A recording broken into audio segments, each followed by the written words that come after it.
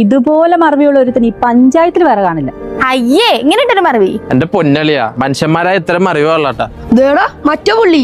തനിക്ക് എന്തൊരു മറവിയടോ?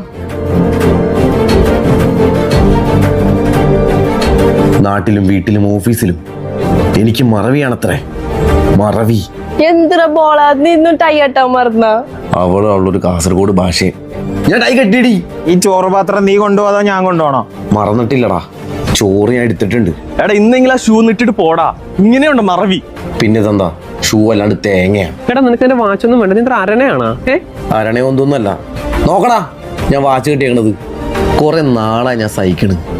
എനിക്ക് മറവിയാണെന്നല്ലേ, ഒരെണ്ണം പോലും ഞാൻ മറന്നിട്ടില്ല. എല്ലാം കൃത്യമായിട്ട് എടുത്തിട്ടുണ്ട്. എന്റെ വിധി എന്റെ തീരുമാനങ്ങളാണ്.